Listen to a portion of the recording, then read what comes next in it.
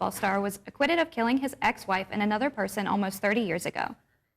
The job market is tough, even more so when you're just graduating and have no idea where to look. Knowing the warning signs of sexual assault, interpersonal violence, and speaking up for others. See how Greek life organizations are contributing to the local community. Coming up on Eagle News.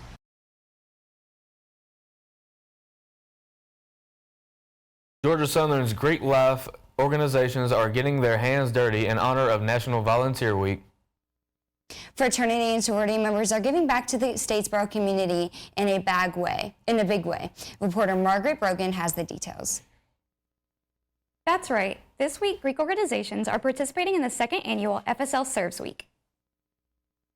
Local organizations, including Fostering Bullock and Kennedy Pond Conservancy, hosted volunteer opportunities that allowed attendees to get outside and get involved. From clearing branches to digging trails, volunteers were able to learn new skills and support organizations that positively impact the Bullock County community.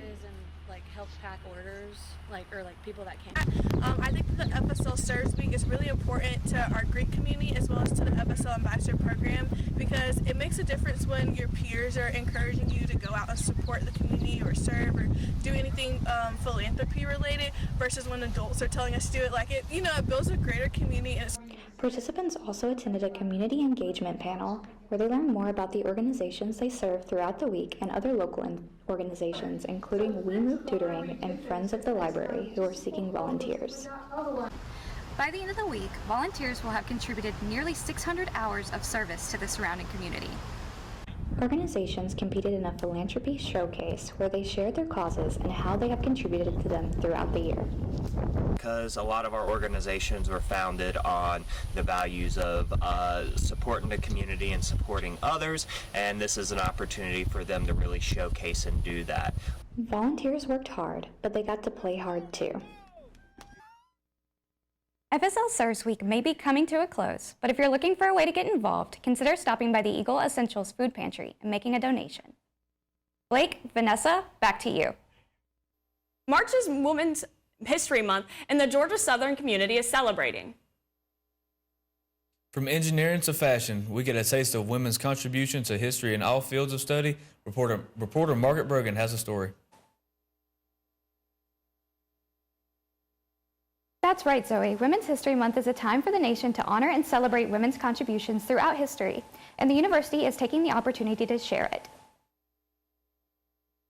Student organizations and university departments are sharing a variety of perspectives and contributing to a greater discussion on campus in their own way. They're honoring women this month through educational tabling, special events, and social media. March was proclaimed Women's History Month in 1987 by Congress, and the nation has been celebrating it annually for 40 years. University departments across campus are spotlighting the contribution of women in their disciplines through panels, presentations, and displays. The School of Human Ecology and the Department of History teamed up to host What She Wore, a panel where history and fashion intersect.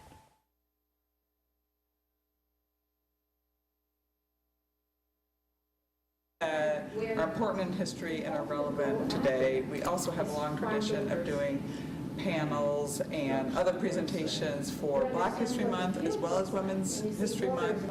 The presentations focused on how fashion throughout history tells stories of women's suppression, but showcases their triumphs on the road towards equality as well.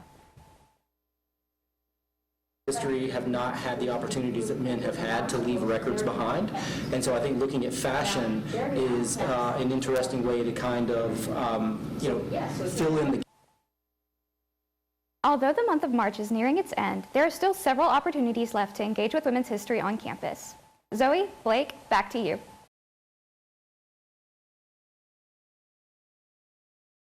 Up on Eagle News. See what all the buzz is about on the Armstrong campus. The installation of 2 new beehives comes just in time for the spring season. Are there too many smoke shop signs popping up around Statesboro? Alione Georges will explore the issue. Plus, bars could be moving into downtown Statesboro in the near future. I'm Elise Taylor, and I'll be telling you how a new waiver could be putting them closer to churches and schools than ever before. Coming up on Eagle News. Good morning. I'm Abby Miller with Eagle News. It's Thursday, April 4th. And I'm Natasha Young, reporting live from Sanford Hall at Georgia Southern University. While driving through town, have you been seeing a number of smoke shops slowly increasing? You wouldn't be the only one. A Statesboro resident brought it up to the city council this week, and our Alione Georges was there. Alione? Abby, Natasha, the concern was about growth of the vaping business and the signage for those businesses. But the city council members were in disbelief when residents spoke up about the context of some of the products being sold in the smoke shops. Here's why. The City Council was met with concerns about the increasing number of smoke shops, THC products, and advertising around town during the public comment section of their meeting on Tuesday. City resident Charlotte Spell claimed there's a lack of knowledge regarding the THC strains in the products and advertising around town, reading a letter written to Congress by 21 attorneys general across the country. People who are using what's considered high-potency cannabis products have been shown to have increased risk for psychosis, increased risk for suicidal ideation, and I feel like these shops do target our students. Effects are still unclear, but Spell is concerned about how shops are advertising it in ways that are eye-grabbing to kids. With the rise of smoke shops in Statesboro, there being over 10 smoke shops around town, residents are starting to grow concerned about the THC content that smoke shops are selling in their products. You know, nobody ever died or overdosed. You know, it's, you know, I see it as better than the other things that's out there. You know, especially like Georgia Southern Statesboro being a college town. You know, there's a lot of things that's happened due to alcohol. However, smoke shop owners and salesmen from shops such as A Smoking Place, Smoke Crave, and the Smoke Haven argue that they can't regulate what happens with the products once purchasers leave their stores.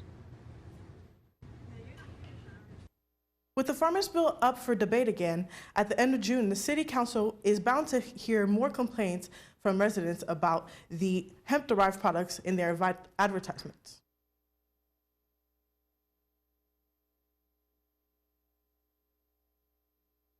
The 5th annual student versus staff basketball game was a little different this year, as the game was renamed after the late Paul Bradley Jr. after he passed last summer in an accident. Bradley played a big role in the game's past, as he was the assistant director for the Office of Student Activities. Last month, his role was filled by Kristen Candler. Being the assistant director of special events, it means I can bring all of the community spirit and the inclusive excellence to students here on Armstrong campus while working together with other programs and events and incorporating that into the day-to-day life. After being undefeated in the game's history, the staff was dethroned by the students 64-36. The staff didn't have it easy though, as 2 of their players got injured early in the game. Come see what the buzz is all about on Georgia Southern's Armstrong campus. They're working towards saving the honeybees. The Armstrong campus Advocates Club and the Sustainable Aquaponics Research Center worked together to install 2 new beehives on the Armstrong campus. The hives were first installed on February 16th. There are 10 frames in each hive, making 20 frames in total. These hives are home to about 10,000 bees. Sarah Beth is passionate about bees and has been a beekeeper for 5 years. Has just kind of been to bring people together through kind of the environment and stuff, through planting stuff, through playing with the bees, through nature walks, through birding and stuff like that. So we try and keep a pretty diverse little schedule of events and stuff, but it's been really cool to be a part of so far. The bees were first delivered in a wooden box and then the queen in a separate cage. The package also came with a dispensary jar of sugar water, which is a mixture of cane, sugar, and water for the bees to feed on. The sugar water helps to keep bees alive. Now the bees are hard at work, storing their own food and building their own foundation. The bees typically enjoy a diverse food source, including native wildflowers. A blue dot was placed on the queen bee to identify her from the rest of the hive. She is the largest in the hive and has already started laying eggs. It's no secret that the nightlife in downtown Statesboro is nearly non-existent when it comes to the bars in the area.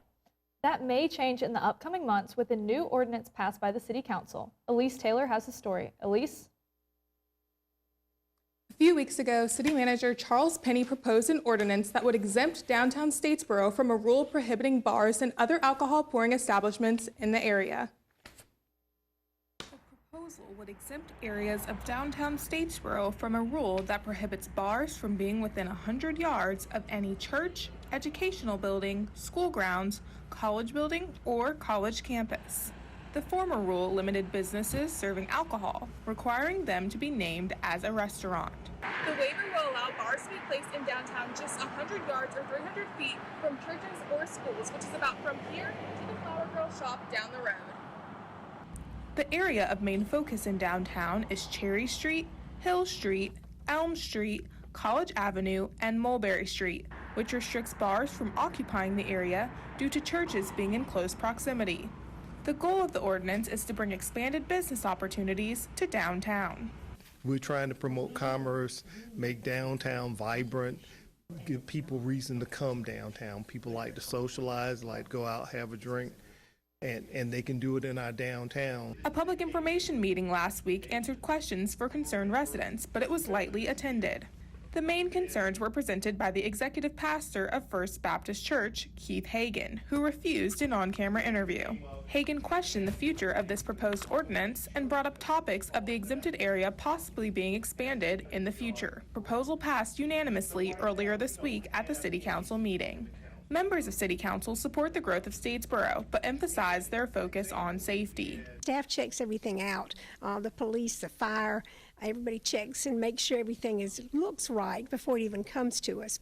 Currently, there are still protections for the area, as City Council has the final say against individuals obtaining liquor licenses. Following the vote earlier this week, Vino 1910 Wine Bar in downtown Statesboro on West Main Street applied for a bar with kitchen license, and the application was approved. The passing of this ordinance means that nightlife and bars are coming soon to downtown Statesboro. Abby, Natasha, back to you. No deaths and no serious injuries following a tornado in Conyers, but it really did some damage Tuesday night. You can see the aftermath of the EF2 twister, which packed about 115 mile-an-hour wind gusts. It crushed cars, homes, and a lot of trees. There was damage from storms all around the Atlanta area, but Conyers felt the brunt of it. Damage estimates are being taken by the state emergency management teams. Georgia Senator Raphael Warnock is coming to President Biden's defense. The GOP criticized the president for his recognition of Transgender Visibility Day on Easter Sunday, saying it was insensitive to the religion. This is just one more instance. The White House said his critics are trying to divide the nation, and Senator Warnock, who is also a pastor, agreed. Faith. Jesus centered the marginalized. He centered the poor. And in a moment like this, we need voices, particularly voices of faith, who would use our faith not as a weapon to beat other people down, but as a bridge to bring all of us together. Critics are calling into question the religious faith of President Biden, who is a devout Catholic. Still to come on Eagle News, see how Georgia Southern Statesboro campus celebrates Sustainability Week. Preparing to watch the upcoming solar eclipse, the planetarium has you covered. Plus, Savannah Music Festival has officially kicked off and will be continuing running shows until April 13th. But first, our Eagle News trivia question of the day. What city in Georgia had a population of fewer than 25 people and was incorporated on December 19th?